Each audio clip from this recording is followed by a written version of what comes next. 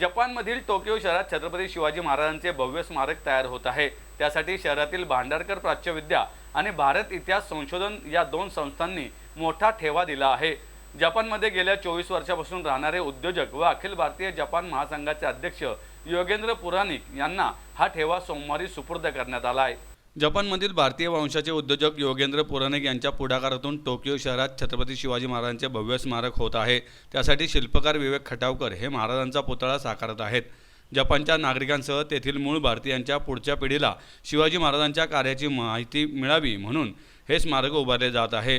त्यासाठी भांडारकर आणि भारत इतिहास संशोधन मंडळ या दोन संस्थेतील छत्रपती शिवाजी महाराजांच्या दुर्मिळ छायाचित्रांसह पत्रांच्या प्रतींचा ठेवा योगेंद्र पुराणिक यांना सुपूर्द करण्यात आला। हा कार्यक्रम भांडारकर संस्थेत संपन्न झाला। यावेळी भांडारकर संस्थेचे विश्वस्त माजी खासदार प्रदीप रावत, भारत इतिहास संशोधन मंडळाचे सचिव पांडुरंग बलकवडे, आम्ही पुणेकर संस्थेचे हेमंत जाधव यांची व्यासपीठावर प्रमुख उपस्थिती होती। जपानमध्ये गेल्या 24 वर्षापासून राहणारे उद्योजक व तेथील संसदेचे सदस्य योगेंद्र पुराणिक भारावून गेले। ते म्हणाले, छत्रपती शिवाजी महाराजांचा इतिहास आमच्या पुढच्या पिढीसह जपानी लोकांना माहीत व्हावा यासाठी टोकियो शहरात महाराजांचे स्मारक उभारले जात आहे। भांडारकर आणि भारत इतिहास संशोधन संस्थेचा मी आभारी आहे। त्यांनी मला मोठा ठेवा दिला। मी जपानमध्ये निवडणुकीला उभा राहिलो, तेथील संसदेत निवडून जाईल असे वाटले नव्हते, पण निवडून आलो तेव्हा भारावलो, कारण जपानी वर्तमानपत्रात एक काळा भारतीय संसदेवर निवडून आला अशी बातमी आली होती। खरंच तुमच्या सगळ्यांच्या समोर इथे उभं राहण्याचा मला हक्क आहे की नाही मला माहिती नाही, पण आणि या जन्मात तेवढं पुण्य केलंय की नाही हेही माहिती नाही।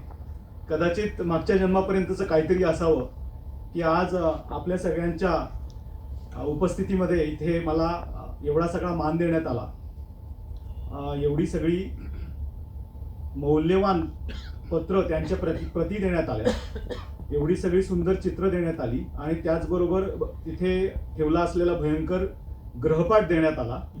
आता घरी जाऊन ते सगळं वाचून काढायचंय आणि तिथून हा प्रवास नव्याने सुरुवात करावा असं माझी एक खूप मोठी आता इच्छा झालेली आहे।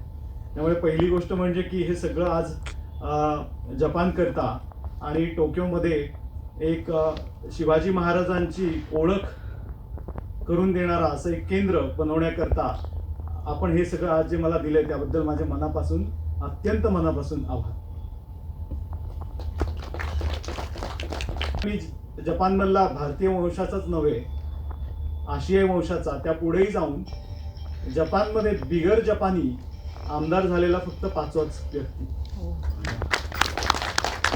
पहिला अमेरिकन, दुसरा कॅनेडियन, तिसरा स्वीडिश पहिला होता आणि मग त्याच्यानंतर एक बोलिव्हिया।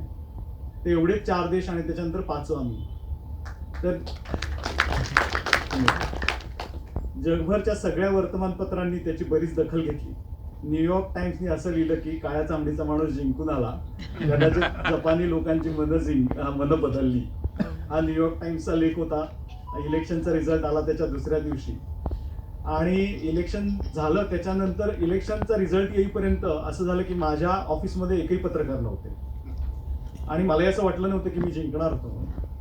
आणि जसा रिझल्ट आला अर्ध्या तासात माझं इलेक्शन ऑफिस होतं ते असं सगळं भरून गेलं पत्रकारांनी आणि मला कळेना की हे काय चाललंय। तर चौथे पत्रकार आले, तर त्यांना विचारलं की हे काय चाललंय सगळं, तर ते म्हणले तुला खरंच ठाऊक नाहीये का?